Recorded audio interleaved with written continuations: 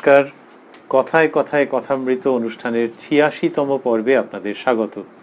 আপনারা এই অনুষ্ঠান দেখছেন প্রাণারাম ইউটিউব চ্যানেলে সপ্তাহে ৬ দিন সোম থেকে শনিবার রাত্রি ৯টার সময়, এবং এই চ্যানেলেই রাত্রি ৯টায় রবিবার থাকছে শ্রীরামকৃষ্ণের একজন পার্ষদের পুণ্য জীবন প্রসঙ্গ।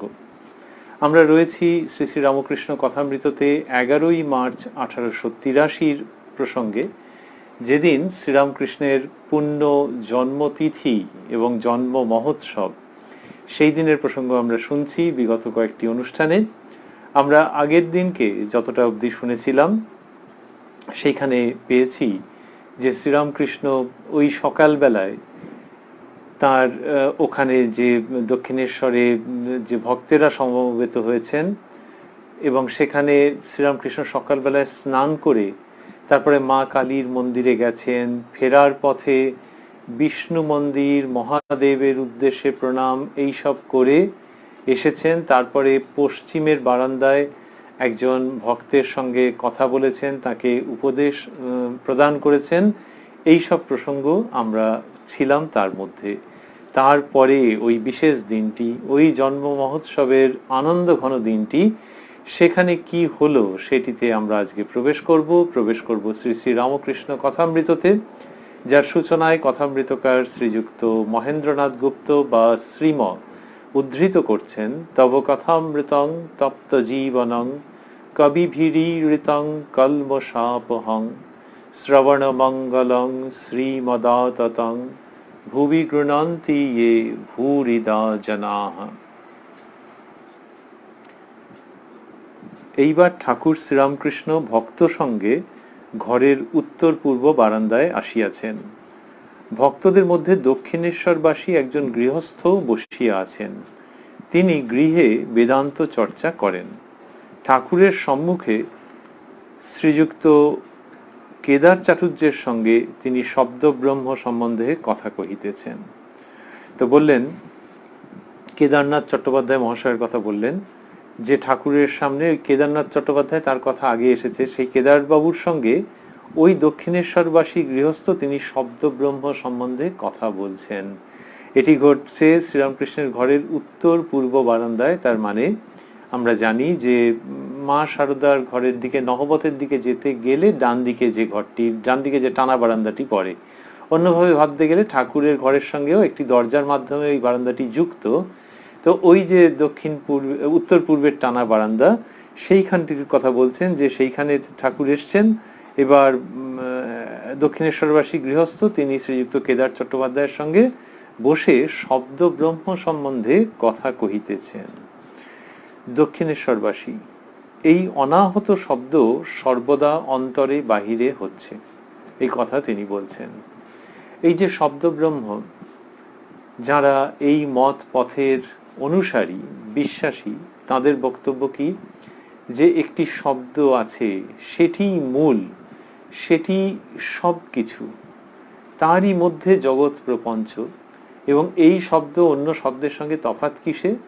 তফাৎ হয় এইখানে যে অন্য শব্দ যখন উৎপন্ন হয় তখন দুটি বস্তুর মধ্যে সংঘাত হয়। দুটি বস্তুর মধ্যে সংঘাত হলে সেই শব্দ উৎপন্ন হয়। আর এই শব্দ কোনো কিছুর সঙ্গে কোনো কিছুর সংঘাত তার দ্বারা উৎপন্ন হয় না, এটি স্বতঃসারিত। একটা কিছুর সঙ্গে আরেকটা কিছুর আঘাত এখানে নেই, সেই জন্য অনাহত শব্দ।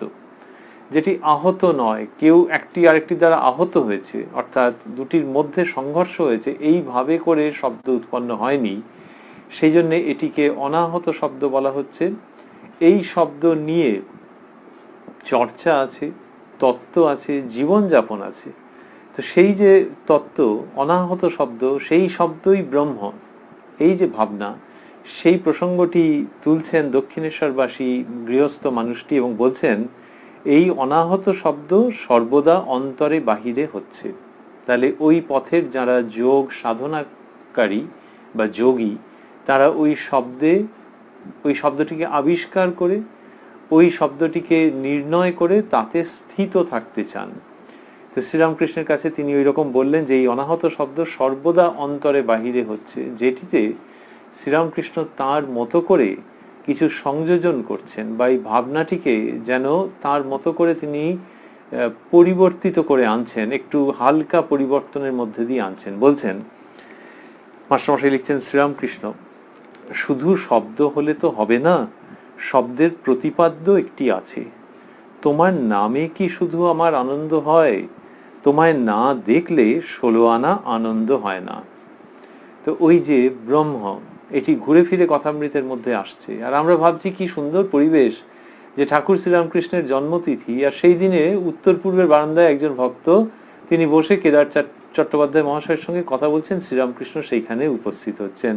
জন্ম মহোৎসব এইভাবে পালিত হচ্ছে। শাস্ত্রীয় প্রসঙ্গ, শ্রীরামকৃষ্ণ সেখানে যোগদান করছেন, মত প্রদান করছেন বা অমৃত পরিবেশন করছেন, কথারূপ অমৃত বা কথামৃত পরিবেশন করছেন। এইভাবেই জন্ম মহোৎসব নানান রকম ভাবে, নানান রকম অংশে, নানান রকম পকেটে পালিত হচ্ছে। ঘটনাস্থল সেই দক্ষিণেশ্বর মন্দির, সেখানে ঘুরে ফিরে আমরা দেখছি নানান রকম হচ্ছে। এই উত্তর পূর্বের বারান্দায় এরকম যখন হলো, ওই ভক্ত মানুষটি যখন এটি বললেন, তখন কি হলো, ওই গৃহস্থ যিনি বেদান্ত চর্চা করেন, ওই যে মাস্টারমশাই লিখেছেন, তিনি গৃহে বেদান্ত চর্চা করেন, মানে গৃহে থাকেন এবং বেদান্ত চর্চা করেন, সন্ন্যাসী নন সেই হিসেবে। কিন্তু তিনি যখন এটি বলেছেন, তখন শ্রীরামকৃষ্ণ বললেন, শুধু শব্দ হলে তো হবে না, শব্দের প্রতিপাদ্য একটি আছে। এই যে শ্রীরামকৃষ্ণের ভাবটি, এটি ভক্তি থেকে উত্থিত কণ্ঠস্বর, যে ওই অনাহত শব্দ কিন্তু প্রতিপাদ্য, যে অনাহত শব্দের সঙ্গে কে যুক্ত রয়েছেন, অনাহত শব্দের মাধ্যমে কার কাছে পৌঁছতে চাইছো, একজনের কাছে পৌঁছতে চাইছো, সেরকম একজন কেউ আছেন। এই দ্বৈত ভাবাত্মক যে ভক্তি, তার অপূর্ব মাধুর্যের মধ্যে শ্রীরামকৃষ্ণ তার খুব স্বাভাবিক অনুপম ভঙ্গিতে মানুষকে আহ্বান জানাচ্ছেন। তিনি বলছেন যে এই শুধু শব্দ হলে তো হবে না, শব্দের প্রতিপাদ্য একটি আছে। এইবার ওই অনাহত শব্দ যিনি সন্ধান করছেন, তার জীবনের আনন্দের জায়গাটি কিরকম, ওই শব্দটিকে যে সন্ধান করছেন, তিনি এর মধ্যে কতটা আনন্দ লাভ করছেন, এইরকম একটা প্রশ্নে শ্রীরামকৃষ্ণ এনে দিচ্ছেন। কিন্তু কি সুন্দর করে বললেন, তোমার নামে কি শুধু আমার আনন্দ হয়? তোমায় না দেখলে 16 আনা আনন্দ হয় না। তাহলে ওই যে নাম, তাহলে যে ব্যক্তির নাম, সেই ব্যক্তির শুধু নামেতে পোষাবে না, এইরকম হচ্ছে ওনার বলার ভঙ্গি, যে তাকে দেখতে হবে। দক্ষিণেশ্বরবাসী মানুষটিকে কত ভালোবেসে এরকম ভাবে বলছেন এই কথাটি। তার মানে মানে কি হলো, মানে হলো যে ওই নাম নামী অভেদ বলা হয়, তো তাহলে অনাহত শব্দ সেটি ওঙ্কার, প্রণব ধ্বনি, কিন্তু সেটি কার? এই যে নামটি, এই নামটি কার, প্রতিপাদ্য কে? তাহলে নামেতে আনন্দ, এটা বুঝতে পারছি, কিন্তু তাকে একটু অনুভব করতে পারলে, দেখতে পারলে আরো আনন্দ হবে না? সেইটা শ্রীরামকৃষ্ণ আনছেন, এবং যাকে বলছেন তার কাছে কতটা ব্যাপারটি পৌঁছচ্ছে সেটা আমরা একটু বাদেই দেখব। কিন্তু বলার যে ভঙ্গি, পরিবেশনের যে ভঙ্গি, একটা বক্তব্যকে কনভে করবার যে ভঙ্গি, সেটি কি অসাধারণ, যে তাকে জড়িয়ে নিয়ে বললেন যে তোমায় না দেখলে 16 আনা আনন্দ হয় না। তোমায় না দেখলে, তাহলে এই যে তোমাকে না দেখলে, তার মানে you are somebody to me. এইটি যখন বলা হচ্ছে, তখন যিনি শুনছেন, ছাত্র হিসাবে বা হোক বা শিক্ষার্থী হিসেবে হোক, তখন তার কাছে কিভাবে পৌঁছচ্ছে, যে শুধু যে বিষয়টা ব্যাখ্যাত হচ্ছে তা নয়, আমাকে জড়িয়ে নিয়ে বলা হচ্ছে যে উনি আমাকে ভালোবাসেন। তো উনি বলছেন যে না দেখলে কি আর আনন্দ হয়, শুধু নামেতে আনন্দ হয়? তাতে করে পুরো বিষয় বস্তুটা অন্য একটা নিষ্কাম প্রেমের রঙে রঞ্জিত হয়ে যাচ্ছে। যে তোমার সঙ্গে আমার যেমন কথা বলতে ভালো লাগছে, তোমার নামটি সত্য, আবার তোমায় দেখতে পাওয়াটা যেন আরেকটু বেশি সত্য, ওই নামের প্রতিপাদ্য তাকে দেখতে চাই। সেই রকম শুধু অনাহত ধ্বনি এরকম ভাবে কেন বলা হচ্ছে, তার সেটির যে প্রতিপাদ্য, তাকেও তো দেখতে হবে। তো শ্রীরামকৃষ্ণ বললেন, তোমায় না দেখলে 16 আনা আনন্দ হয় না। ওই জ্ঞানের যে চর্চা, বেদান্ত বা অদ্বৈত বেদান্ত, অনাহত ধ্বনি, শব্দব্রহ্মের যে চর্চা, তার মধ্যে ভক্তির সুর আনছেন শ্রীরামকৃষ্ণ অনবদ্যভাবে। দক্ষিণেশ্বর নিবাসী, দেখা যাচ্ছে ইনি কিন্তু ওনার জায়গাতেই একরকম থাকছেন। দক্ষিণেশ্বর নিবাসী বলছেন, ওই শব্দই ব্রহ্ম, ওই অনাহত শব্দ। তো শ্রীরামকৃষ্ণ যে বললেন যে শব্দের প্রতিপাদ্য একটি আছে, তো উনি বলছেন এই শব্দটাই সব। তো বলছেন ওই শব্দই ব্রহ্ম, ওই অনাহত শব্দ, অর্থাৎ ওখান থেকে আর তিনি এদিক ওদিক করবেন না। নিজের জায়গায় থেকে যাচ্ছেন। শ্রীরামকৃষ্ণ কেদারের প্রতি, মানে কেদারবাবুর সঙ্গে কথা হচ্ছিল তো গৃহস্থ মানুষটির, শ্রীরামকৃষ্ণ কেদারের প্রতি, ওহ বুঝেছ, এর ঋষিদের মত। ঋষিরা রামচন্দ্রকে বললেন, হে রাম, আমরা জানি তুমি দশরথের বেটা। ভরদ্বাজাদি ঋষিরা তোমায় অবতার জেনে পূজা করুন, আমরা অখণ্ড সচ্চিদানন্দকে চাই। রাম এই কথা শুনে হেসে চলে গেলেন। এটি শ্রীরামকৃষ্ণ কি বোঝাচ্ছেন? বোঝাচ্ছেন যে ওই যে ভগবান যে অবতীর্ণ হয়েছেন সেটি হওয়া সত্ত্বেও কেউ কেউ বুঝতে চায় না। এবং সেই ঋষিরা কি বলেছিলেন, যারা এরকম বলেছিলেন তাদের উক্তি যে তারা রামচন্দ্রকে বললেন যে ওই ভরদ্বাজ প্রমুখ ঋষি তোমাকে সচ্চিদানন্দ তোমাকে অবতার জেনে পুজো করতে পারেন, কিন্তু আমরা অখণ্ড সচ্চিদানন্দকে চাই। তার মানে ডিসকাউন্টেড তাকে চাই না। ওই অবতারের চিন্তা টিন্তা এসব আবার কোথার থেকে আসছে? আমরা সেই অখণ্ড সচ্চিদানন্দকে চাই। আর তুমি বলার ভঙ্গিটি হচ্ছে যে তুমি বিরাট, তবে তুমি you are the son of Dasharath, তুমি সান অফ দশরথ, তুমি দশরথের বেটা। তো বললেন, হে রাম, আমরা জানি তুমি দশরথের বেটা। মানে একটি দুর্ভাগ্যজনক উক্তি, কিন্তু শ্রীরামকৃষ্ণ কি সুন্দর করে পরিবেশন করছেন যে রামচন্দ্রকে চোখের সামনে দেখেও তারা যেন চোখ কচলে নিয়ে বলছেন যে হ্যাঁ ঠিকই দেখেছি, যে আমরা চাইছি অখণ্ড সচ্চিদানন্দকে, আর তোমার এই হচ্ছে পরিচয়। ভরদ্বাজাদি ঋষিরা তোমায় অবতার জেনে পূজা করুন, এইটা বললেন। তার সঙ্গে এই যে ভদ্রলোক যে বলছিলেন এর কি সম্পর্ক? ওই সম্পর্কটি ওই যে ওই শব্দের প্রতিপাদ্য যখন বলা হচ্ছে তখন সেইখানটাতে এরা আসতে চাইছেন না, সেটেল করতে চাইছেন না। এদের বক্তব্য যে ওই শব্দ যা, ব্রহ্ম তাই, এটি ওই এর ঋষিদের মত, ওই ঋষিরা যেমন বুঝেছিলেন। তা ঋষিরা কি ঠিক বুঝেছিলেন? শ্রীরামকৃষ্ণ যা বলছেন তা তো নয়, যে সেই সচ্চিদানন্দই অবতার রূপে আগমন করেছেন, রামচন্দ্র রূপে অবতীর্ণ হয়েছেন, এই সত্যটিকে তারা ধরতে পারেননি। এই সত্যটিকে তারা ধরতে পারেননি, সে তারা তাদের মতো ভাব তারা ধরতে পারেননি। শ্রীরামকৃষ্ণ সেটিকে কোনো সেখানে সীমাবদ্ধতা দেখাচ্ছেন না, কিন্তু বলছেন ওই যে ধরতে পারলেন না, চোখের সামনে রয়েছেন। অথচ ভরদ্বাজাদি ঋষি তারা কিন্তু দেখেছিলেন যে তারাও জানতেন দশরথের বেটা, কোট আন কোট, কিন্তু তারা জানতেন যে সেই অখণ্ড সচ্চিদানন্দই এই রূপের মধ্যে অবস্থিত রয়েছেন, তিনি এই রূপ পরিগ্রহ করেছেন। তো সেই জন্যে যে এই রূপটিকেও যখন তারা মানছেন যে এই রূপে অবতীর্ণ হয়েছেন, তখন পুরোটার মধ্যে একটা মাধুর্য চলে আসছে, যে অখণ্ড সচ্চিদানন্দ যার উপাসনা করছেন তিনি এর রূপে এসেছেন, অতএব চলো এর শ্রী পাদপদ্মে প্রণত হওয়া যাক, এর প্রতি ভক্তি শ্রদ্ধা উজাড় করে দেওয়া যাক। এই যে ভাবটি, সেটি ওদের ওটা নেই। ওরা বলছেন যে আমরা কম্প্রোমাইজ করব না, অখণ্ড সচ্চিদানন্দকেই চাই। এইটি শ্রীরামকৃষ্ণ ওই যে গৃহস্থ মানুষ তার কথায় বললেন যে বাবা, তাহলে এটা ওই রকম মত হয়ে গেল। মজা হচ্ছে যে শ্রীরামকৃষ্ণ যখন এটি বলছেন তখন তো একটা চরিত্র চলে আসছে, যে রামচন্দ্রকে ওরকম ভাবে বললেন যে তুমি দশরথের বেটা, তার মানে হচ্ছে বড় জোর তোমার এইটা পরিচয়, সেই পরিচয় ছাড়ছি না।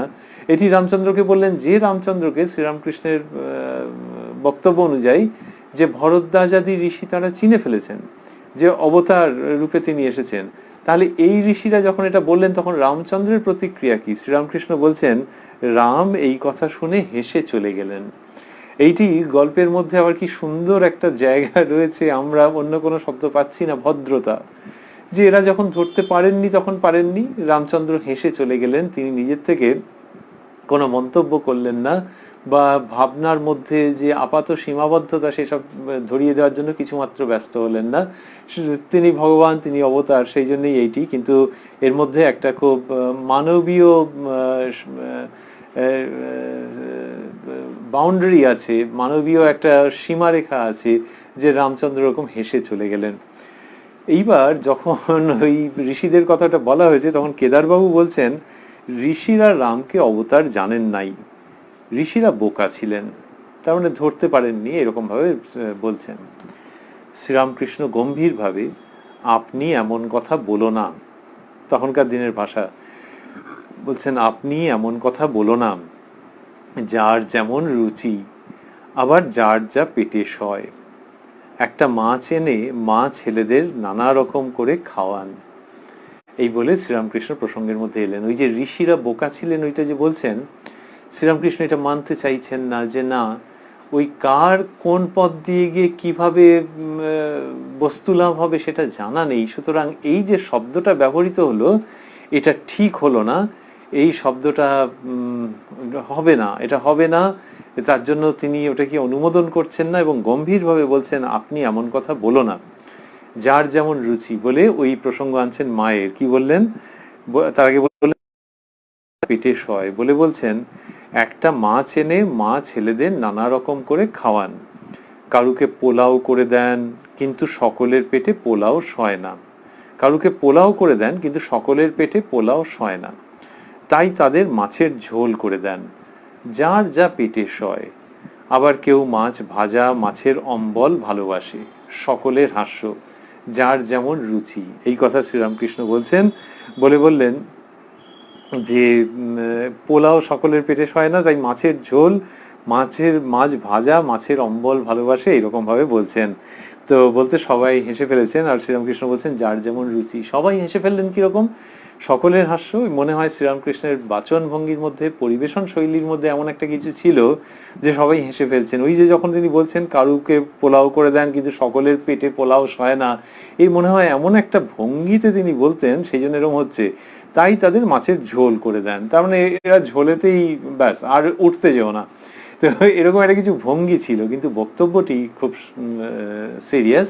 বক্তব্য হচ্ছে যে সেই মাছ, তারই নানান রকমের পদ মা তৈরি করে দিচ্ছেন, যার যেমন রুচি, আবার যার যা পেটে সয়। তাহলে রুচি এবং তার সহ্য হওয়ার যে শক্তি, এই অনুযায়ী নানান রকম করা হয়। কিন্তু বক্তব্য হচ্ছে যে সেই মাছের যে উপকারিতা সেটা থেকে যাচ্ছে প্রত্যেক ক্ষেত্রেই, কিন্তু পদগুলো আলাদা, একটা পদের সঙ্গে আরেকটা পদের কোনো মিলই নেই। সেই রকম এই জগতে শ্রীরামকৃষ্ণ বলছেন যত মত তত পথ। তো এই নানান রকমের পথ রয়েছে, তো সেই পথগুলো দিয়ে তার কাছে এগোনো যায়। সুতরাং দুম করে ওরকম সমালোচনা করে দিলে, ওই যে ঋষিদের সম্পর্কে উনি ওটা বলেছিলেন, তো সেইটাই করতে নেই। এই যে শ্রীরামকৃষ্ণ ওই গৃহস্থ মানুষ যখন দেখলেন যে তার কাছে কথাটা পৌঁছয়নি, তখন তিনি কি বললেন? তিনি বললেন কেদারবাবুকে, ওহ বুঝেছো, এর ঋষিদের মত। তো সেখানে তো তিনি বলেননি যে এই মতের দ্বারা একেবারে হবে না, কিন্তু এই কলিকালে নারদীয় ভক্তি, মানুষের যেরকম মানসিকতা, তাতে ভক্তির প্রসঙ্গ বললে সে বুঝতে পারে ভক্তি পথে জীবনযাপন করা তার সুবিধে। এইসব কারণে শ্রীরামকৃষ্ণ ভক্তির প্রসঙ্গ এনেছেন। ওই শব্দের প্রতিপাদ্য যিনি, তার কথা তার মতো করে শ্রীরামকৃষ্ণ নিয়ে এসেছেন, কিন্তু ঋষিদের সম্পর্কে ওরকম একটা বিচার, একটা জাজমেন্ট পাস করে দেওয়া, সেটাকে আটকেছেন। তো সেইখান থেকে এই প্রসঙ্গটি বললেন এবং বললেন যে যার যেমন রুচি, আর সকলে সেটাতে হাসছেন। হাসতে শ্রীরামকৃষ্ণ এবার ঋষিদের কথা বলবেন। এই যে দেখছি যে হাসছেন, এটা কম কথা নয়, কারণ ধর্মের প্রসঙ্গ হচ্ছে। আর মাস্টারমশাই লিখছেন শ্রীরামকৃষ্ণ গম্ভীরভাবে, শ্রীরামকৃষ্ণ গম্ভীরভাবে কথা বলছেন, কিন্তু তারপর অন্যেরা তার মানে না হেসে পাচ্ছে না।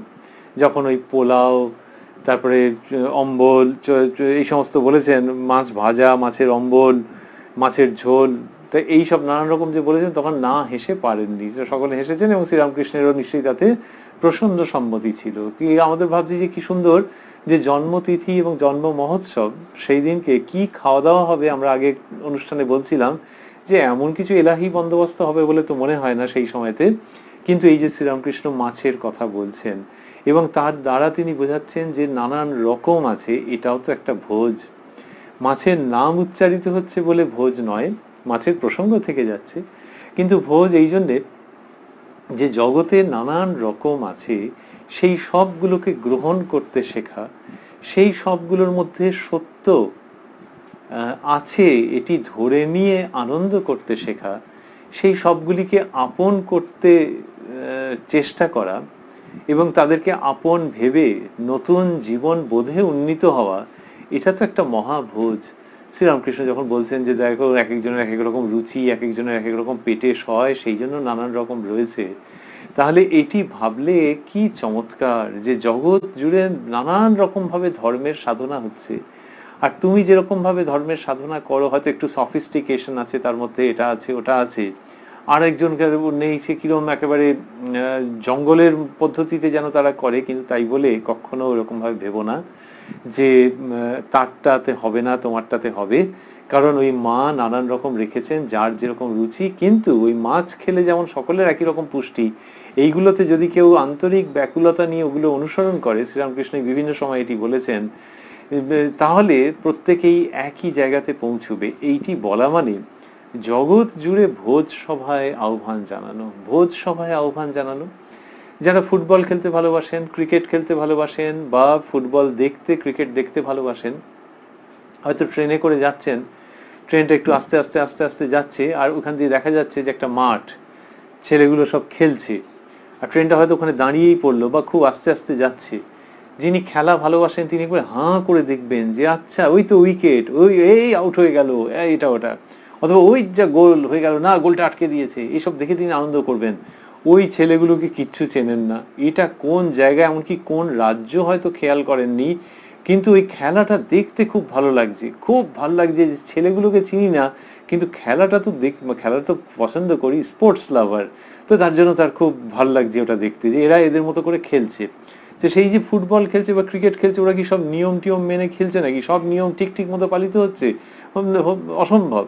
ওদের কি আবার থার্ড আম্পায়ার আছে নাকি? তো তাহলে কোথায় কোথায় হয়তো নিয়ম ভেঙে যাচ্ছে, ভুল সিদ্ধান্ত হচ্ছে, কিন্তু এ বলছে আরে দূর, আমি ওইসব ভাবছি নাকি, আমি খেলাটা ভালোবাসছি। আর ওরাও দেখো থার্ড আম্পায়ার দরকার লাগেনি ওদের, কিন্তু এই খেলা থেকে ওরা আনন্দ পাচ্ছে। এই আনন্দটা যে উদ্দেশ্য, তেমনি পরমার্থই উদ্দেশ্য। এবং সেখানে যদি ছোটখাটো ছোটখাটো তফাৎ থাকে, ছোট বড় যাই তফাৎ থাকুক না কেন, ধর্মের এই আনন্দ ক্ষেত্রে সকলকে আপন করে নিতে হবে। আর যদি কেউ বলেন যে আচ্ছা ওখানে থার্ড আম্পায়ার না থাকার জন্য সিদ্ধান্ত ভুল তো হয়েছিল, এটা মানতে হবে, এখানেও তেমনি কেউ যখন ধর্মপথে যাচ্ছেন কোনো একটা পথে, তখন তার কিছু ভুল হতে পারে। শ্রীরামকৃষ্ণ বলছেন যে সেটা নিয়েও মাথা ঘামিও না, কারণ সে যদি আন্তরিকভাবে ডাকে, তাহলে যাকে ডাকা হচ্ছে সেই পরম সত্তা, তিনি যদি বোঝেন যে এর পথে কিছু ত্রুটি বিচ্যুতি আছে, তিনিই ঠিক করে দেবেন, তুমি ওর জন্য ব্যস্ত হয়েও না, বা ওকে সমালোচনা করে বিদ্ধ করো না। এটি শ্রীরামকৃষ্ণের অপূর্ব উক্তি তাদের জন্য যারা কিনা আন্তরিকভাবে ঈশ্বরকে ডাকছে, সেই মানুষদের সম্পর্কে, যে তাদেরকে বিরক্ত করো না, তাদের সমালোচনা করো না, তাদের সীমাবদ্ধতা খুঁজে বেরিও না। ও যিনি করবার তিনি সব করে দেবেন। আরে তিনিই তো নানান রকম রেখেছেন। কোন শ্রীরামকৃষ্ণ বলছেন যে সবাই ভাবে আমার ঘড়ি ঠিক চলছে, তা কোন পথের কিছু না কিছু সীমাবদ্ধতা নেই? বা পথে সীমাবদ্ধতা না থাকলেও তোমার আচরণের মধ্যে, ধর্মাচরণের মধ্যে থাকতেই পারে সীমাবদ্ধতা। তো সেই জন্যে অন্যেরটা ভেবে ভেবে সময় নষ্ট করো না। এই যে শ্রীরামকৃষ্ণ বলছেন, এটি বলা মানে জগতে তো একটা অন্য রকমের আনন্দের হাওয়া বইয়ে দেওয়া, যে অনেককে নিয়ে একসঙ্গে থাকতে পারা, অনেক মত পথের মানুষকে আপনার ভাবা, এবং যত এই ভাবনাটি মানুষের মধ্যে সঞ্চারিত হবে, তত জগৎ আরো খুব নিশ্চিন্তে থাকার জায়গা হবে, কমফোর্টেবল প্লেস হয়ে যাবে। এই এই যে শ্রীরামকৃষ্ণ এই ভাবনাটি দিচ্ছেন, এটি একটি মহাভোজে তিনি আহ্বান জানাচ্ছেন, যে এতে অন্তরের খুব আনন্দ হবে যখন বিভিন্ন মত পথের মানুষকে আমারই মতো বিভিন্ন পথ দিয়ে সেই সত্যের দিকে অগ্রসর হচ্ছেন। তো সেই জন্য শ্রীরামকৃষ্ণ যখন 11ই মার্চ তাঁর ওই জন্ম মহোৎসবের সময় মাছের কথা বলছেন, এবং মা এবং বিভিন্ন পদ, যার যেরম রুচি, যার যেরম পেটে সয়, এসব যখন বলছেন, তখন আমাদের মনে হয় মাছের প্রসঙ্গ তার মধ্যে দিয়ে এটি আসছে, এবং এর মধ্যে মাছের পুষ্টি আছে, কিন্তু আষ্টে গন্ধ নেই। এটি একটি অপূর্ব সমন্বয়ী বার্তা নিয়ে আমাদের কাছে উপস্থাপিত হচ্ছে এবং আবির্ভূত হচ্ছে।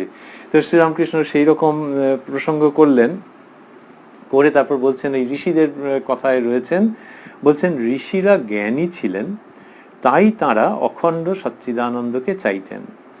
আবার ভক্তেরা অবতারকে চান ভক্তি আস্বাদন করবার জন্য। তো এমনি বললেন যে এমনি ঋষিরা, ওই ভরদ্বাজাদি যে 12 জন ঋষি, তাদের কথা ছেড়ে দিলে বাকিদের প্রসঙ্গ, যে তারা জ্ঞানী ছিলেন, অর্থাৎ জ্ঞান পথের পথিক ছিলেন, তাই তারা অখণ্ড সচ্চিদানন্দকে চাইতেন। জ্ঞান পথের পথিক বা জ্ঞান পথের সিদ্ধ, তাই অখণ্ড সচ্চিদানন্দকে নিয়েই তাদের ধর্মচর্যা। আর ভক্তে বলছেন আবার ভক্তেরা অবতারকে চান ভক্তি আস্বাদন করবার জন্য।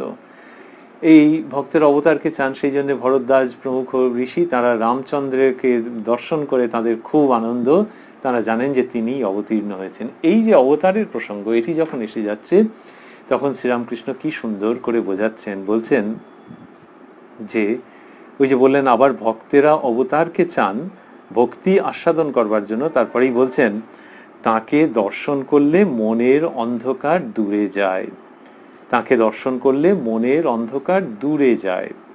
পুরাণে আছে রামচন্দ্র যখন সভাতে এলেন তখন সভায় শত সূর্য যেন উদয় হলো, তবে সভাসদ লোকেরা পুড়ে গেল না কেন?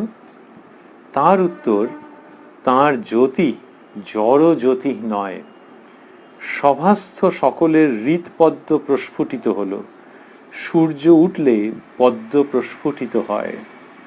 এই কথা মাস্টারমশাই লিখছেন যে এই অবতার, ভক্তেরা যে অবতারকে চান সেটি পুরাণের কথা বলছেন, যে রামচন্দ্র সভাতে এলে শত সূর্য যেন উদয় হলো। কি অপূর্ব চিত্র আনছেন শ্রীরামকৃষ্ণ। তার যে বর্ণনা, তার মধ্যে দিয়ে যেন এক অনাস্বাদিত পূর্ব ভাব মনের মধ্যে চলে আসে যখন তিনি রামচন্দ্রের বর্ণনা করছেন আর বলছেন যে তিনি যখন সভায় এলেন তখন যেন শত সূর্যের উদয় হলো। এইবার বলছেন তবে সভাসদ লোকেরা পুড়ে গেল না কেন? তার উত্তর, তার জ্যোতি জড় জ্যোতি নয়। তাহলে জড় জ্যোতি হলে শত সূর্যের উদয় হলে তো ওরকম হতে পারতো, কিন্তু জড় জ্যোতি নয়, সভাস্থ সকলের হৃৎপদ্ম প্রস্ফুটিত হলো। তাহলে ওই সূর্যের আলোয় হৃৎপদ্ম প্রস্ফুটিত হলো। পদ্ম সূর্যের অপেক্ষা রাখে, সূর্যকে নিয়ে, সূর্যকে অবলম্বন করে, সূর্যকে আশ্রয় করে তার জীবন, তার বেড়ে ওঠা, তার সবকিছু। তো সভাস্থ সকলের হৃৎপদ্ম প্রস্ফুটিত হলো যখন শ্রীরামচন্দ্র সভায় এলেন এবং শত সূর্যের উদয় হলো। বলছেন সূর্য উঠলে পদ্ম প্রস্ফুটিত হয়। কি সুন্দর করে শ্রীরামকৃষ্ণ এই অবতার তত্ত্বের কথা নিয়ে আসছেন এবং সভাস্থ সকলের বললেন। তারপরে সভায় যতজন রয়েছেন এর মধ্যে দিয়ে ইঙ্গিত থাকছে কিরকম, যে ইঙ্গিত থাকছে যে সভায় যারা রয়েছেন তারা কি সকলেই শ্রীরামচন্দ্রের পরম ভক্ত, কিন্তু ওই হৃদয়ের মধ্যে, সকলের হৃদয়ের মধ্যেই সেই পদ্ম রয়েছে।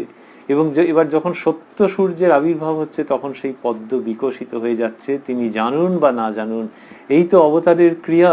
তো রামচন্দ্র যখন সভাতে এলেন এরকম হলো এবং বললেন সভাস্থ সকলের হৃৎপদ্ম প্রস্ফুটিত হলো। এই অপূর্ব চিত্র শ্রীরামকৃষ্ণ দিচ্ছেন। তারপরে মাস্টারমশাই লিখছেন, ঠাকুর শ্রীরামকৃষ্ণ দাঁড়াইয়া ভক্তদের কাছে এই কথা বলিতেছেন।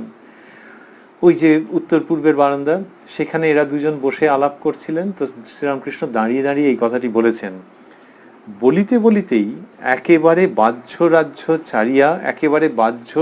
ছাড়িয়া মন অন্তর্মুখ হইল। বলিতে বলিতেই একেবারে বাহ্য রাজ্য ছাড়িয়া মন অন্তর্মুখ হইল, হৃৎপদ্ম প্রস্ফুটিত হইল। এই কথাটি উচ্চারণ করিতে না করিতে ঠাকুর একেবারে সমাধিস্থ।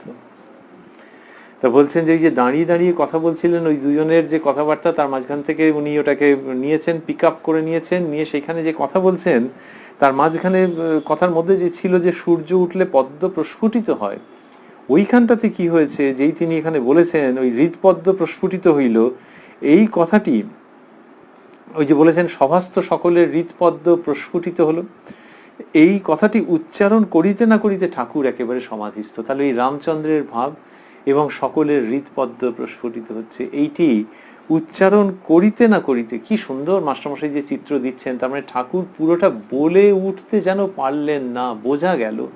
বাংলা ভাষায় বলছেন, তো যিনি শুনছেন তারও মাতৃভাষা বাংলা, ফলে কিছুটা যদি অকথিত থেকে যায়, কিছুটা যদি খুব হালকা ভাবে উচ্চারিত হয়, অনুচ্চ স্বরে উচ্চারিত হয়, তাহলেও বোঝা যায় যে তিনি কি বলতে চাইছিলেন।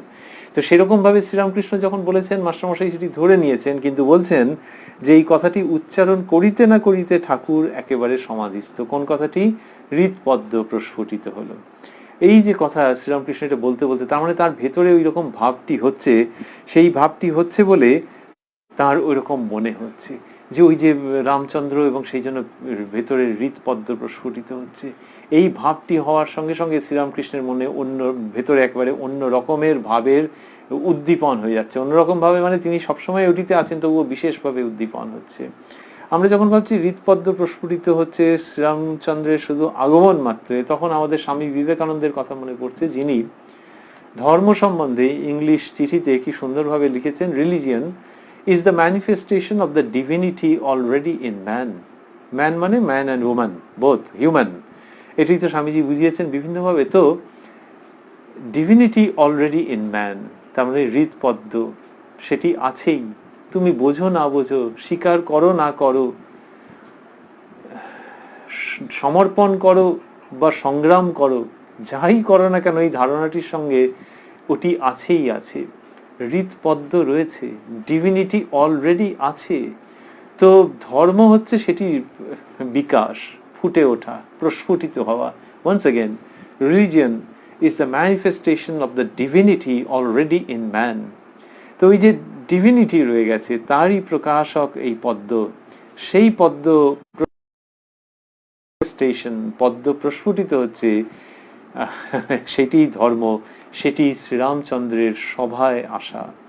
এই সভায় আসা মানে কি, অনেক লোক রয়েছেন এবং আমরা বলছিলাম যে সকলেই যে একেবারে শ্রীরামচন্দ্রের অনুগত শরণাগত ভক্ত, অত্যন্ত অগ্রসর ভক্ত তা নাও হতে পারে, কিন্তু হৃদপদ্ম প্রস্ফুটিত হচ্ছে। সেই রকম অবতার যখন এই জগৎ সভায় আসছেন তখন ওই হৃদপদ্ম প্রস্ফুটিত হওয়ার সূচনা হচ্ছে।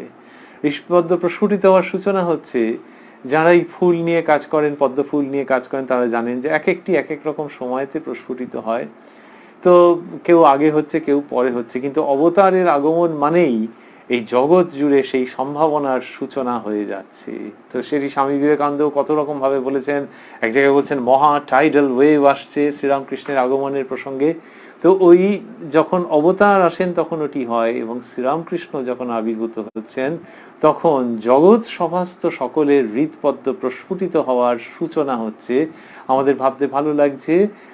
আর এই 11ই মার্চ 1883 শ্রীরামকৃষ্ণ তার জন্ম মহোৎসবে যখন ওটি শুনতে শুনতে সমাধিস্থ হলেন, তার সেইটির ব্যাখ্যা মাস্টারমশাই লিখছেন, ইঙ্গিতে কিরম লিখছেন, বলছেন ঠাকুর সমাধি মন্দিরে, বললেন ঠাকুর সমাধি মন্দিরে ভগবান দর্শন করিয়া শ্রীরামকৃষ্ণের হৃদপদ্ম কি প্রস্ফুটিত হইল, সেই একভাবে দণ্ডায়মান কিন্তু বাহ্য শূন্য, চিত্রার্পিতের ন্যায়, শ্রীমুখ উজ্জ্বল ও সহাস্য, ভক্তেরা কেহ দাঁড়াইয়া কেহ বসিয়া অবাক, এক দৃষ্টে এই অদ্ভুত প্রেম রাজ্যের ছবি, এই অদৃষ্টপূর্ব সমাধি চিত্র সন্দর্শন করিতেছেন।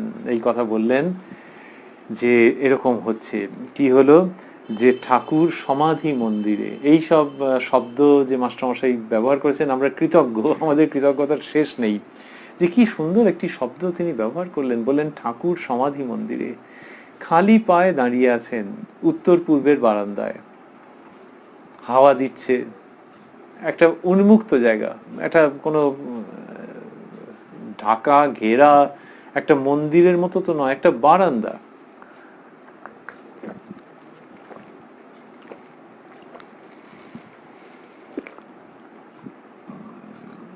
কিন্তু মাস্টারমশাই লিখলেন যে ঠাকুর সমাধি মন্দিরে, তার মানে মন্দির কোথায়? কেউ যদি বলেন যে দক্ষিণেশ্বর কালী মন্দির, সে তো কালী মন্দির বলা হয়, আর শ্রীরামকৃষ্ণের ঘর সেটি মন্দির, হ্যাঁ মন্দির বলা যেতেই পারে, কিন্তু এই তো বারান্দা।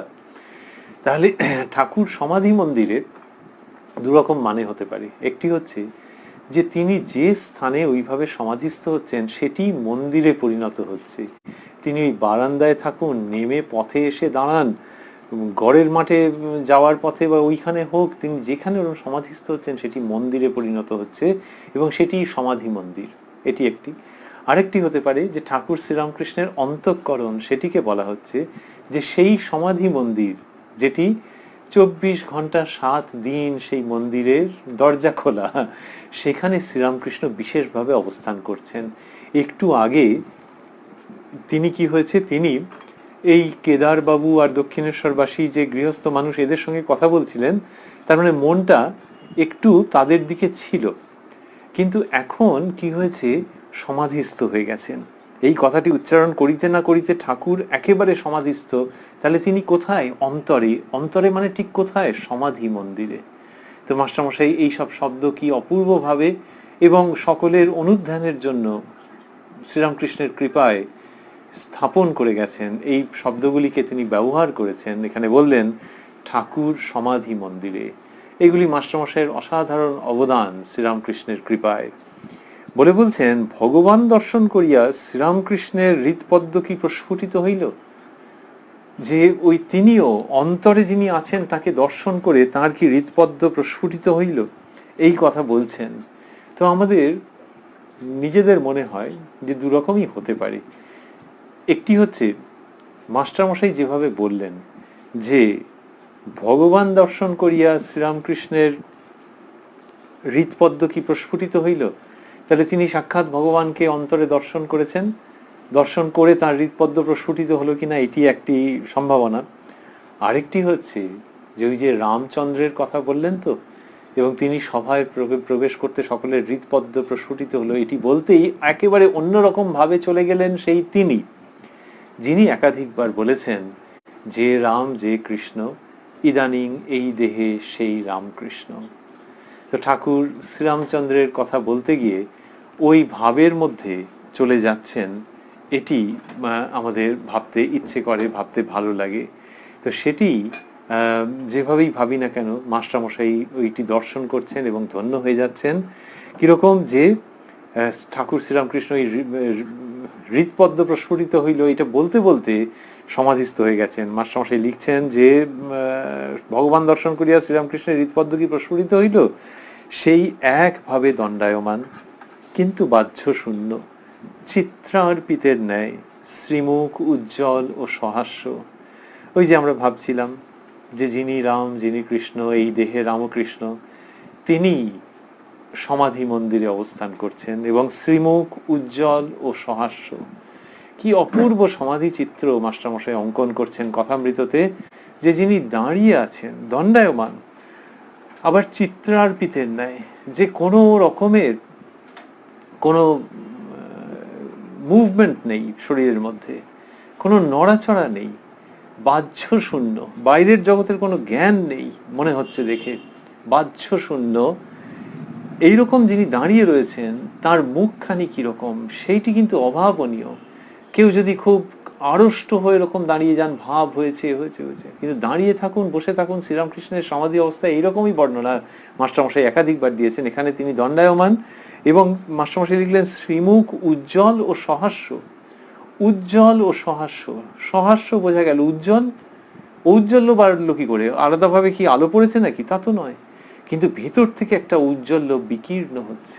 ওই যে দেবদেবীর ছবিতে যখন আঁকা হয় তখন শ্রীমুখের আশেপাশে বাইরের দিকে একটি বলয় আঁকা হয়, এই যে হ্যালো যাকে বলা হয়। তো এই যে ডিভাইন হ্যালো, একটি দৈবী বলয়, একটি জ্যোতি এই যে আঁকা হয়, শ্রীরামকৃষ্ণের ক্ষেত্রে প্রত্যক্ষ।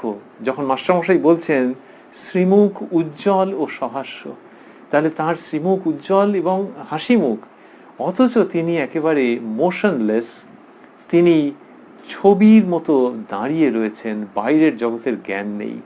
এই সমাধি চিত্র মাস্টারমশাই যা দিয়েছেন শ্রীরামকৃষ্ণের অল্প কথার মধ্যে, মনে হয় যেন ন্যূনতম শব্দের মধ্যে, সেটি অপূর্ব, অনির্বচনীয়, অনুধ্যানযোগ্য। যাই বলি না কেন আমরা সবই সত্য, কিন্তু মনে হয় যে পুরোটা বলা হচ্ছে না। পুরোটা কেউ ভাবতে চাইলে তাকে অন্তরে ডুব দিতে হবে, এবং সেই ডুব দেওয়ার সহায় এই কথামৃতের অমৃত বর্ষী শব্দাবলী, যেটি শ্রীরামকৃষ্ণের কৃপায় মাস্টারমশাইয়ের হাত দিয়ে মানবতার জন্য পরিবেশিত। তো এই কথাগুলো বললেন যে শ্রীমুখ উজ্জ্বল ও সহাস্য, বলে বললেন ভক্তেরা কেহ দাঁড়াইয়া কেহ বসিয়া অবাক এক দৃষ্টে এই অদ্ভুত প্রেম রাজ্যের ছবি, এই অদৃষ্টপূর্ব সমাধি চিত্র দর্শন করিতেছেন। তা বলছেন যে এরকম ভাবে ভক্তেরা অবাক হয়ে এটি দর্শন করছেন, এবং কেউ দাঁড়িয়ে কেউ বসে অবাক। তো দাঁড়িয়ে মানে ওই যে আমরা বলছিলাম যে খোলা জায়গা, তো ওই বারান্দার ওই দিকটাতে আশেপাশে কেউ দাঁড়িয়ে রয়েছেন, আবার কেউ বসে আছেন, এবং এক দৃষ্টে এই অদ্ভুত প্রেম রাজ্যের ছবি, এই অদৃষ্টপূর্ব সমাধি চিত্র সন্দর্শন করিতেছেন। অদৃষ্টপূর্ব সমাধি চিত্র, যে আগে এরকম দেখা যায়নি, এরকম সমাধি চিত্র। সমাধি অবস্থা বললেই হতো, সমাধি চিত্র কেন বলছেন? ওই যে বললেন একটু আগে যে চিত্রার্পিতের ন্যায়, যে যেন একটি ছবিতে, যেন একটা ছবিতে বসিয়ে দেওয়া হয়েছে পুরো তাকে, চিত্রার্পিতের নয়, চিত্রে অর্পিত, সেই রকম ভাবে যে তিনি নড়ছেন চড়ছেন না। আবার নড়ছেন চড়ছেন না বললে একটা কিরকম কিরকম যেন বোঝায়, একটা স্ট্যাটিক ব্যাপার, স্থাণু একটা অবস্থা না, এর মধ্যে দিয়ে আনন্দ বিকীর্ণ হচ্ছে। এবং সেটি কিরকম ভাবে তিনি বলছেন যে সমাধি চিত্র সন্দর্শন করিতেছেন।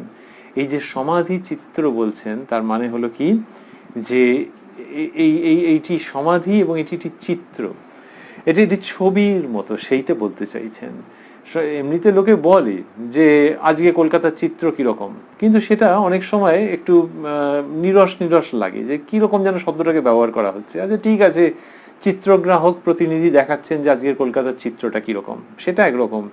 কিন্তু আমরা যখন চিত্র বলতে শুধু ফটো বুঝি না, আমরা যখন তার মধ্যে একটা আর্ট, একটা শিল্প বুঝি, আমরা যখন অঙ্কন বা পেইন্টিংকে ওরকম ভাবে ভাবি, তখন তো বোঝাই যায় যে একটা চিত্র কখন কথা বলে। সেটা ফটোগ্রাফ হোক, সেটা একটা পেইন্টিং হোক, যখন তার মধ্যে আর্ট থাকে, শিল্প থাকে, তখন চিত্র কথা বলতে আরম্ভ করে। শ্রীরামকৃষ্ণের সেই রকম সমাধি চিত্র, সমাধি চিত্র যে তিনি স্বয়ং দাঁড়িয়ে আছেন ইন ফ্লেশ অ্যান্ড ব্লাড, কিন্তু তাকে দেখে মনে হচ্ছে আহা হা, একটা যেন ছবি আঁকা রয়েছে। লোকে বলে না যে একটা ছবি মনে হচ্ছে, এই রকম একটা অবস্থা, যে কোথাও একটি হালকা একটা গাছ, একটা চারা গাছ, আর তার মধ্যে একটি ফুল ফুটে আছে, আর অল্প হাওয়ায় সেটি নড়ছে। টবের মধ্যে হোক, কোনো একটা ঝোপঝাড়ের মধ্যে হোক, ছোট্ট একটা চারা তার গায়ে ধারণ করে রেখেছে একটি ফুল, আর হালকা হাওয়ায় দুলছে। লোকে বলবে এটা একটা ছবি, ছবি। এই যে একটা চিত্র, শ্রীরামকৃষ্ণ সেই রকম জগন্মাতার বালক, ওই চারা গাছের থেকেও কোমল, ওই পুষ্পের থেকেও বেশি আকর্ষণীয় একটি ছবি, একটি আলেখ্য, একটি চিত্র। মাস্টারমশাই বলছেন এই অদৃষ্টপূর্ব সমাধি চিত্র সন্দর্শন করিতেছেন, সম্যক রূপে দর্শন করিতেছেন। তো কারা? বললেন যে ভক্তেরা কেহ দাঁড়াইয়া কেহ বসিয়া। তো এই অন্য ভক্তদের কথা তারাই জানেন, কিন্তু মাস্টারমশাই বুঝতে পারছেন তো যে সবাই অবাক হয়ে যাচ্ছেন, আর বিশেষ করে নিজের কথাই এই উপলক্ষে তিনি পরিবেশন করে দিলেন যে এই অদৃষ্টপূর্ব সমাধি চিত্র সন্দর্শন করিতেছেন। ভাষা কি অপূর্বভাবে ধ্বনিত হচ্ছে। শুধু তার আগে বলেছেন যে কেহ দাঁড়াইয়া কেহ বসিয়া অবাক, অবাক মানে মুখ দিয়ে আর কথা সরছে না, যখন শ্রীরামকৃষ্ণের এই অবস্থা হয়েছে অবাক। কিন্তু তারপরে এক দৃষ্টে, সেও না হয় বোঝা গেল যে চোখের পলক পড়ছে না, এক দৃষ্টে এই অদ্ভুত প্রেম রাজ্যের ছবি। প্রেম এলো কোথা থেকে? রামচন্দ্র সভায় প্রবেশ করলেন, তার ফলে সভাসদদের হৃদপদ্ম প্রস্ফুটিত হলো, আর সেটি বলতে বলতে শ্রীরামকৃষ্ণ সমাধিস্থ হয়ে গেলেন।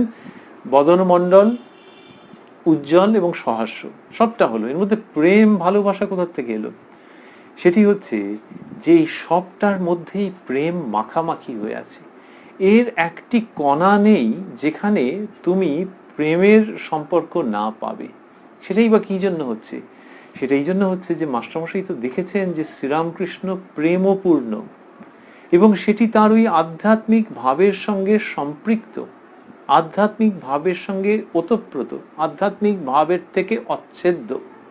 অন্যভাবে বলতে গেলে মাস্টারমশাই বুঝেছেন নিশ্চয়ই যে মানুষের যখন আধ্যাত্মিকতা বাড়ে, তখন তার অন্তরে প্রেমও বাড়ে। The heart এক্সপান্ডস।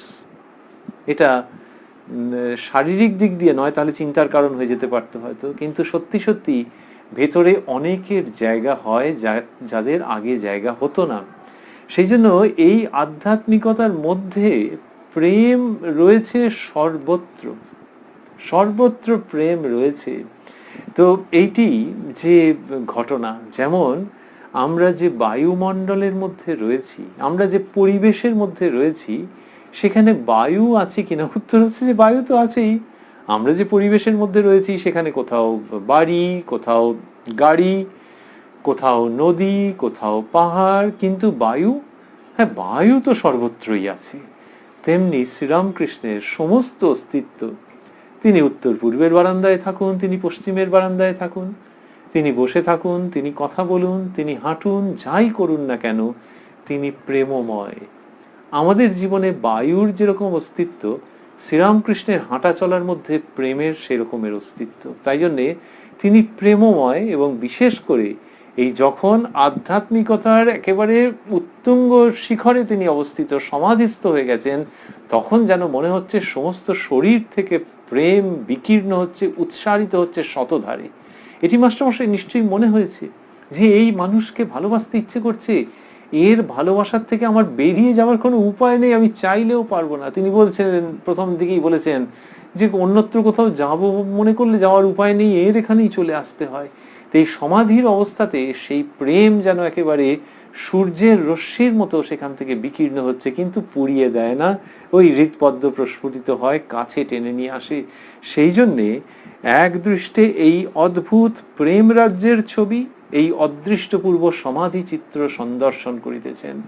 ওই সমাধি চিত্রের মধ্যে থেকে এই প্রেম উঠছে। যখন একটি চিত্র কেউ দেখছেন, ধরা যাক একটা কোনো এক্সিবিশন আছে, একটা গ্যালারিতে কেউ ছবি দেখছেন, তখন প্রত্যেক কটা ছবির তো একটা ভাব থাকে, ছবির রঙের মধ্যে দিয়ে ভাব ফুটে ওঠে। তাহলে ছবির মধ্যে দিয়ে কি ভাব ফোটাতে চাওয়া হচ্ছে, যারা চিত্র দেখতে জানেন, চিত্রের কদর করতে জানেন, তারা বলতে পারেন যে এখানে দেখো না, এই যে এই রংটা লাগানো হচ্ছে, তো এর মানে এই ভাবটা ফুটে উঠছে।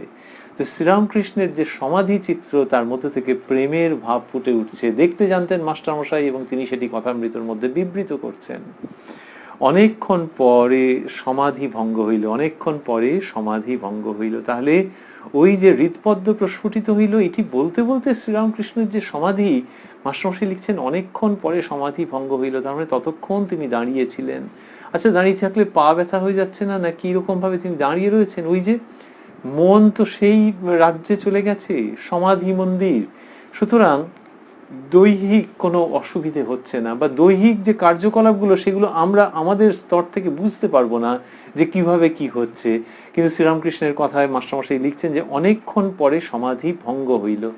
সমাধি ভঙ্গ কিরকম ভাবে হচ্ছে সেটিরও চিত্র কি সুন্দর দিচ্ছেন অল্প কথায়। বলছেন, ঠাকুর দীর্ঘ নিঃশ্বাস ফেলিয়া রাম এই নাম বারবার উচ্চারণ করিতেছেন।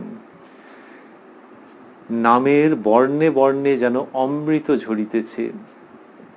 ঠাকুর উপবিষ্ট হইলেন,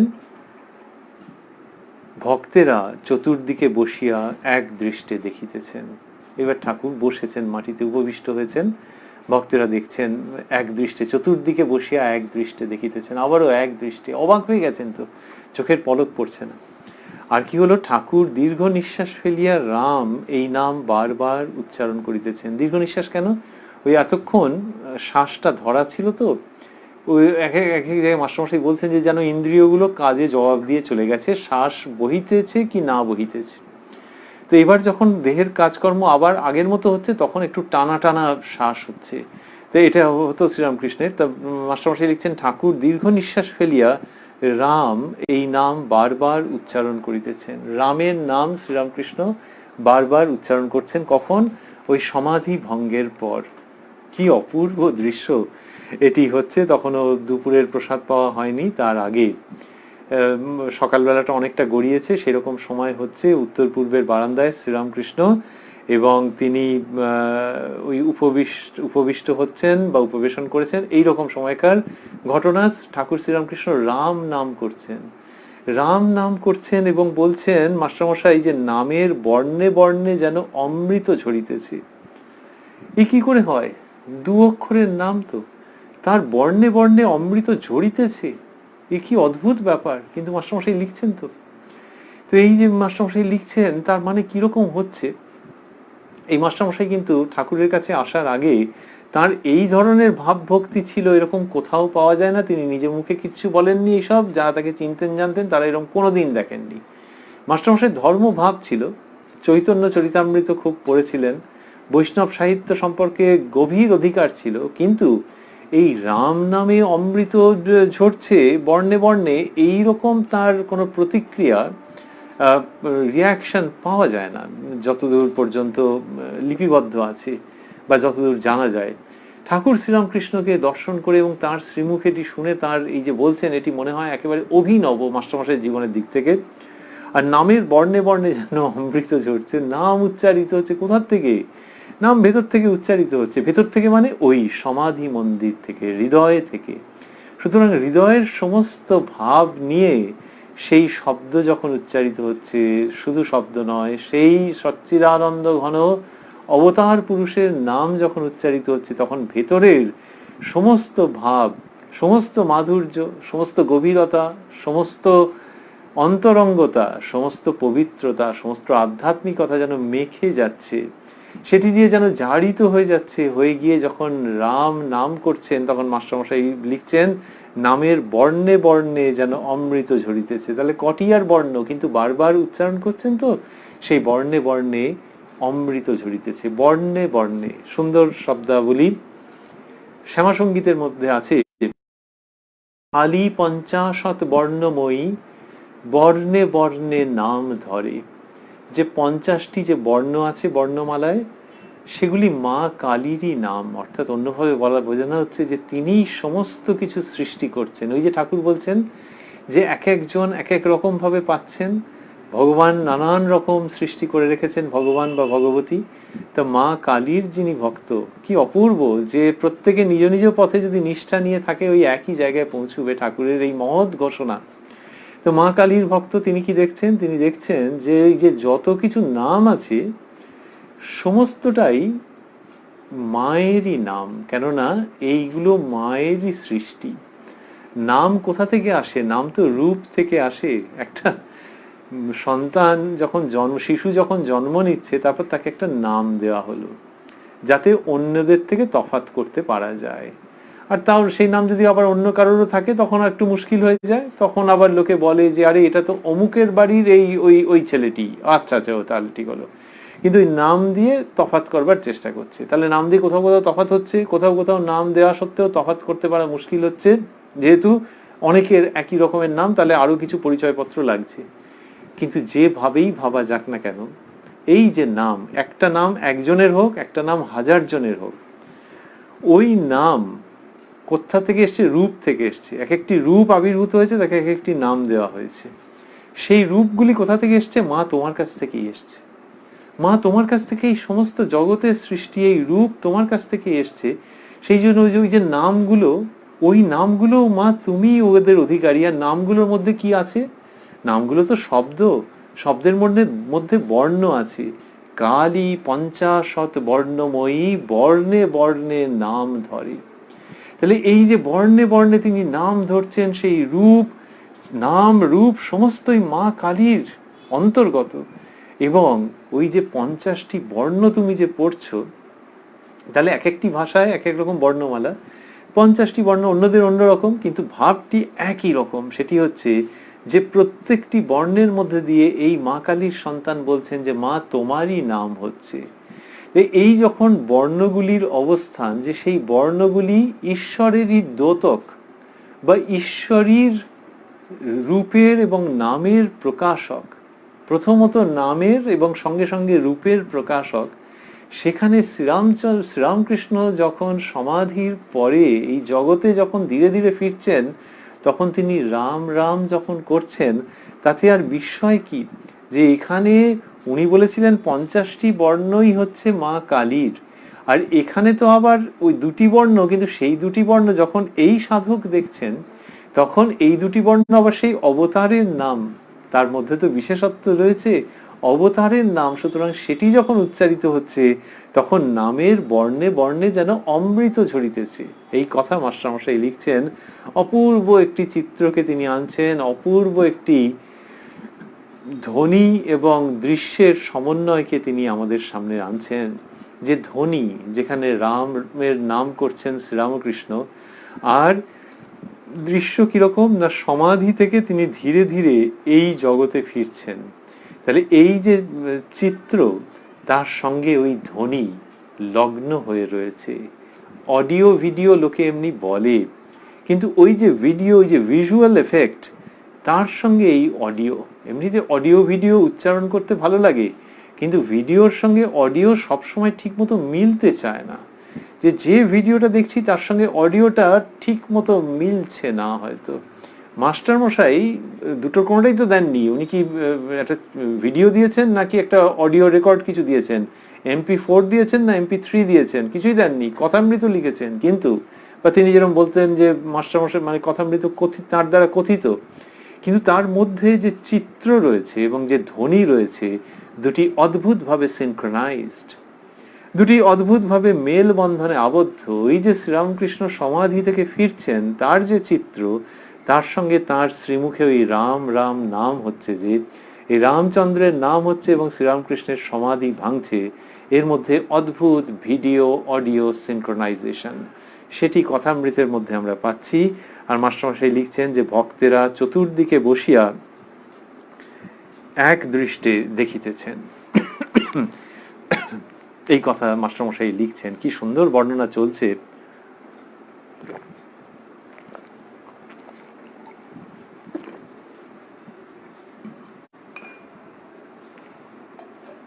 শ্রীরামকৃষ্ণ বলছেন ভক্তদিগের প্রতি, অবতার যখন আসে সাধারণ লোকে জানতে পারে না, গোপনে আসে। 2-4 জন অন্তরঙ্গ ভক্ত জানতে পারে। রাম পূর্ণ ব্রহ্ম, পূর্ণ অবতার, এ কথা 12 জন ঋষি কেবল জানত। অন্যান্য ঋষিরা বলেছিল, হে রাম, আমরা তোমাকে দশরথের বেটা বলে জানি। এই প্রসঙ্গ বলছেন, কিন্তু বললেন যে 2-4 জন অন্তরঙ্গ ভক্ত জানতে পারে। কি জানতে পারে?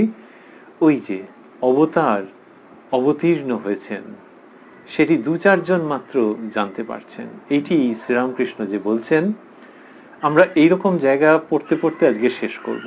এবার প্রসঙ্গ গড়াচ্ছে 11ই মার্চ 1883 প্রসঙ্গে আমরা রয়েছি, তারই মধ্যে থাকব।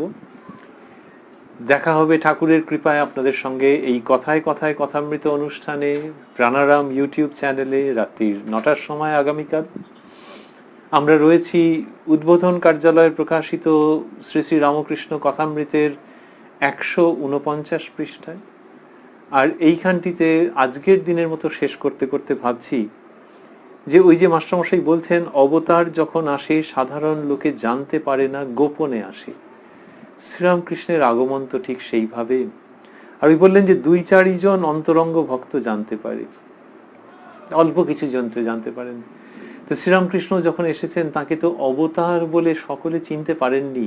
কি করা যাবে, এরকমই তো পদ্ধতি জগৎ জীবনের। তো তাকে চিনতে পারেননি, কিন্তু শ্রীরামকৃষ্ণ যে কে অল্প কয়েকজন চিনেছিলেন। বাল্যকালে কামার পুকুরে চিনু শাঁখারি পুজো করেছিলেন আর বলেছিলেন যে তোমাকে হয়তো পরে, তোমাকে জগৎ পরে পুজো করবে, কিন্তু আমি আগে করলাম, এরকম ভাবে বলেছিলেন চিনু শাঁখারি। শাঁখারি নামেতেই বোঝা যাচ্ছে যে তিনি আলাদা করে কোনো সাধু সন্ন্যাসী মহাত্মা ঋষি পুরুষ হয়তো নন, কিন্তু সেই তিনি করেছিলেন। আবার ঠাকুরের সন্তানেরা জানতেন। নরেন্দ্রনাথের কথা তো আলাদাভাবে উত্থাপন করারই কিছু নেই, অল্প কয়েকজন জানতেন। আর আমরা কথামৃতের মাধ্যমে ধীরে ধীরে যেন এটির সঙ্গে পরিচিত হচ্ছি যে শ্রীরামকৃষ্ণ যিনি, তিনি সাধারণ মানুষের মতো এসেছেন। এই অগাস্ট দেহ রক্ষা করেছেন, বা ঠিক ঠিক বলতে গেলে দেহ ত্যাগ করেছেন, কিন্তু যাননি, তিনি রয়ে গেছেন। তাকে মানুষ বলে মনে হয়েছে, ডাক্তার এসেছে, ট্রিটমেন্ট করেছে। সে তো রামচন্দ্রও বনে গেছেন, স্ত্রীকে উদ্ধারের জন্য কত রকমের কিছু করেছেন। তো শ্রীরামকৃষ্ণ এই যে সব করছেন টরছেন, কিন্তু যত সময় গড়াচ্ছে তত আমরা বুঝতে পারছি এই সত্য এসে যেন দরজায় টোকা মারছে, যে তার রূপ মানুষের মতো হলেও, তিনি মানুষের মতো কথা বললেও এবং তিনি মানুষের কল্যাণ চাইলেও, এই সবগুলো সত্য হওয়া সত্ত্বেও সবচেয়ে বড় সত্য যে ভগবান এই মানুষের রূপ ধরেছিলেন। অন্যভাবে ভাবতে গেলে সচ্চিদানন্দই আবির্ভূত হয়েছিলেন শ্রীরামকৃষ্ণের রূপে। সেটি যদি কেউ এক্ষুনি না মানতে পারেন বা না মানতে চান বা সেরকম অবস্থা না থাকে, তাহলে তাকে কেউ জোর করছে না। কিন্তু ওই যে বলছিলাম, হৃদয় দুয়ারে যেন করাঘাত করছে এই সত্যটি যে আর দেরি করো না, দরজা খুলে দাও। সেই শ্রীরামকৃষ্ণ। এবং এই যে হৃদয় দুয়ারে করাঘাত করছে, কে করাঘাত করছে? কথামৃত। কথামৃতের মধ্যে দিয়ে যে ধ্বনি উঠছে, কথামৃতের মধ্যে দিয়ে যে বাণী উত্থিত হচ্ছে সেটি যেন আমাদের হৃদয় দুয়ারে করাঘাত করছে, যে দরজা খোলো, দর্শন করো, আবাহন করো, প্রণত হও, আপন করে নাও এই নবযুগে অবতীর্ণ অবতার পুরুষ শ্রীরামকৃষ্ণকে। তাঁরই কথার মধ্যে আমরা রয়েছি, তাঁরই কথামৃতর মধ্যে আমরা থাকব। এই পুণ্য কথায় যখন আপনাদের সঙ্গে আবারও দেখা হবে আগামীকাল রাত্রির 9টার সময় এই অনুষ্ঠানে। ওং নিরঞ্জনং নিত্যমনন্ত রূপং ভক্তানুকম্পা ধৃত বিগ্রহং বৈ ঈশাবতারং পরমেশমিড্যং তং রামকৃষ্ণং শিরসা নমামঃ।